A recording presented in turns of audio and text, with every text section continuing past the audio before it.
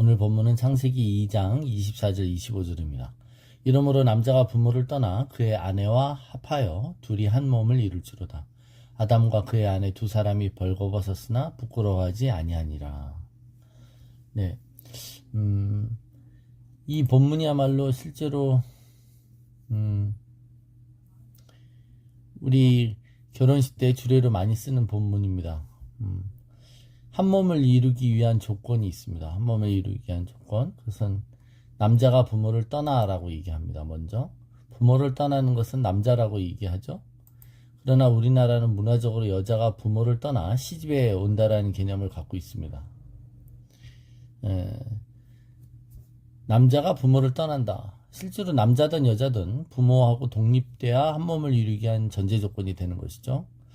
또 우리나라 문화는 자식이 성인이 되어서도 그 성인의 삶을 부모가 어느 정도 책임져주는, 공부도 시켜주고 결혼도 시켜주고, 또 그래서 그런지 그런 보상 심리가 또 결혼하고 나서도 부모가 자녀의 삶에 참견하는 그런 문화가 일상화되어 있었죠.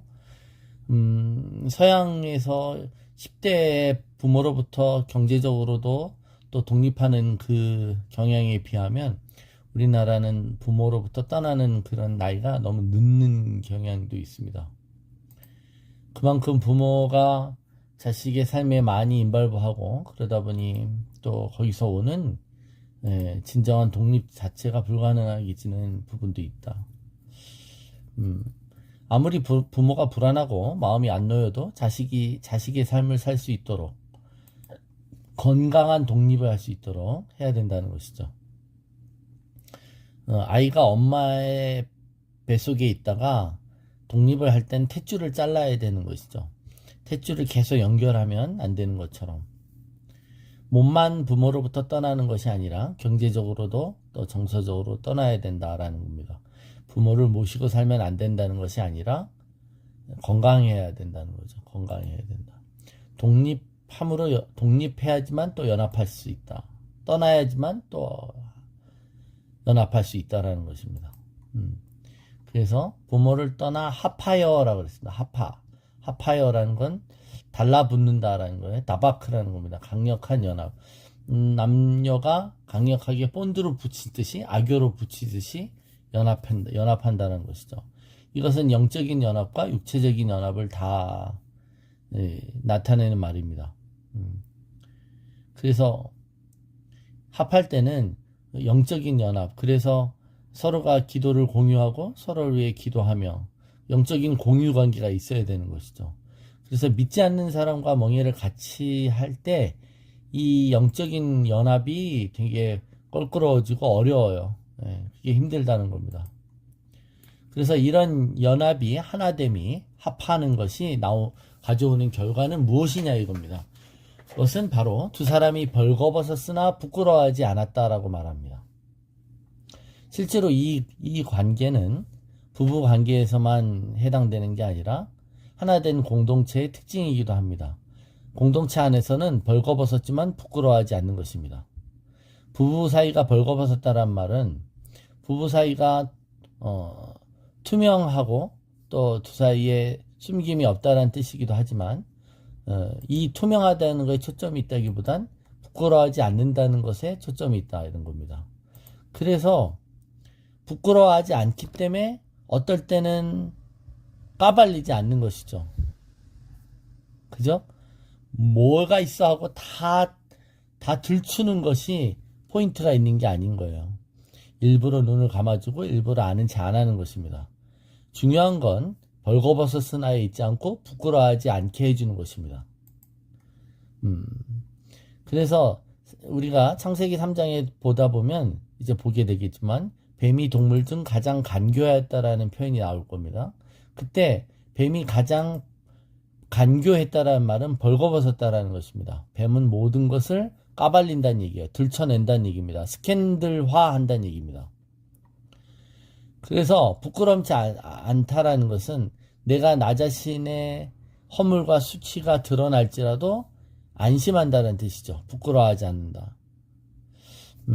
자신의 힘든 상황이나 자신의 속내를 드러냈을 때 오히려 그게 약점으로 잡히거나 공격당할 수 있다고 불안해하지 않아도 된다는 겁니다.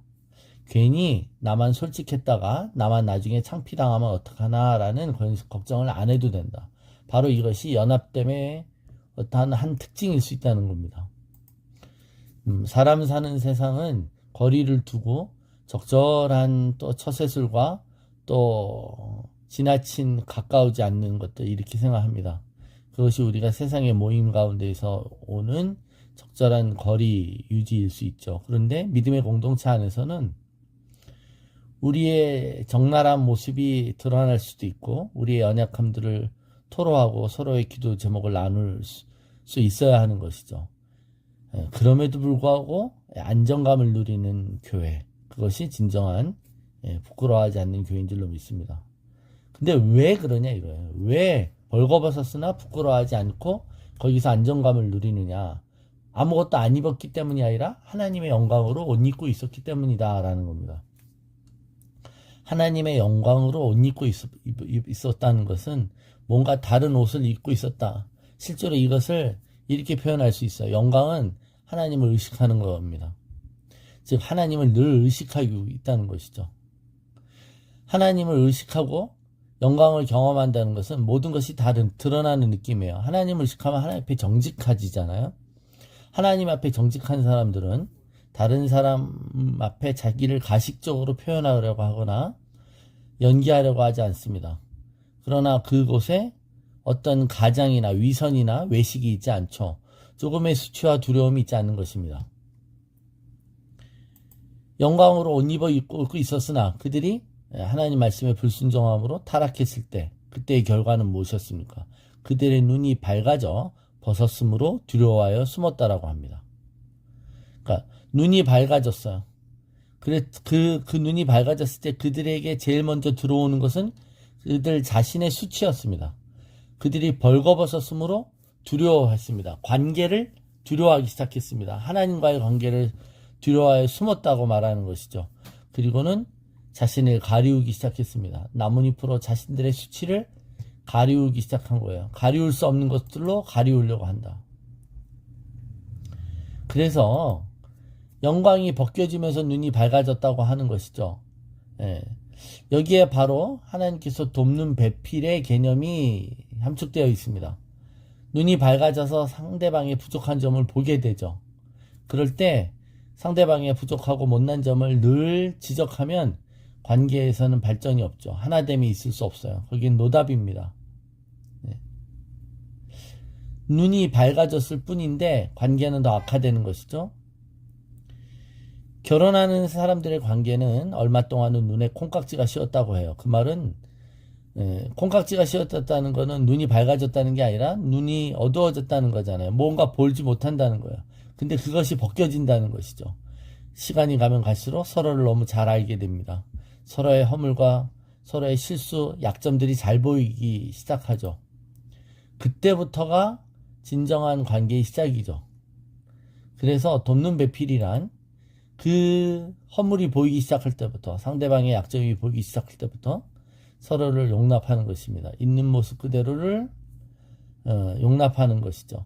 내가 원하는 모습이 아니면 싫어하고 답답해하거나 상대방에게 여지를 주지 않으려고 하는 것은 돕는 배필의 자세가 아니다라는 겁니다.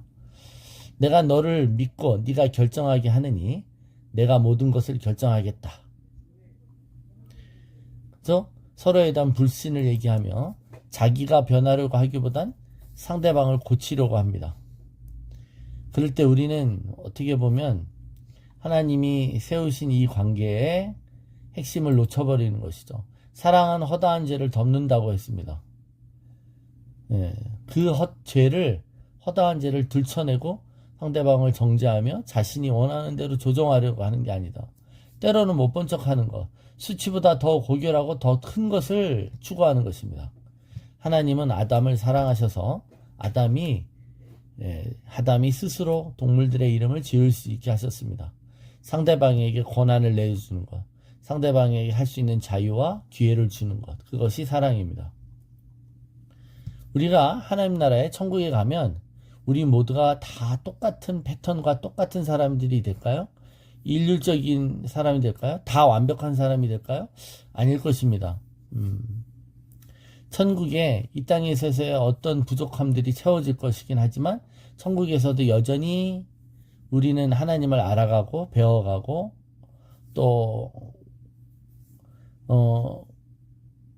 우리의 부족한 부분들이 채워질 거라고 생각해요. 그 천국에 부족함이 있다는 게 아닙니다. 타락하기 이전에 아담과 하와는 원래 그러면 개성이 없는 사람들이었을까요? 다 똑같은 사람들이었는데 타락하면서 사람들이 모나게 되고 개성 있고 다 특출나게 될까요? 그러지 않습니다. 우리는 모두가 하나님이 각자 다르게 지으셨습니다. 우리가 벗어도 되고 벗었을 때 부끄러워하지 않는 것은 상대방이 또 공동체의 지체가 나의 그 부족한 점을 채워주고 커버해 줄 것을 믿기 때문인 것이죠. 사랑으로 자기의 수치가 가려질 것, 덮일 것을 알기 때문에 그렇습니다. 그렇다면 우리는 상대방을 부끄럽게 만드는 사람이냐 이거예요. 그죠?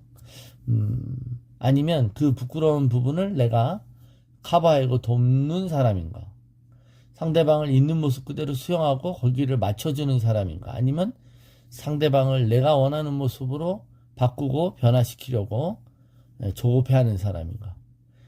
그것이 바로 우리에게 돕는 배필. 돕는다라는 건 그런 거죠. 그래서 강한 자가 돕는다고 했던 것처럼 강한 자는 그 사람의 필요를 채웁니다. 그 사람의 필요를 채울 수 있고 그것을 보충할 수 있는 줄로 믿습니다. 우리 계속 공동체와 부부간의 관계를 묵상했습니다. 우리가 속한 어떤 관계 속에서도 여유와 또 강함을 가지고 또 우리가 사람들을 용납하며 그들을 편안하게 해주고 그들의 필요와 그들의 부족함을 채울 수 있는 또 빛과 소금과 같은 우리 각 공동체 하나님의 축복의 통로가 되기를 축원합니다.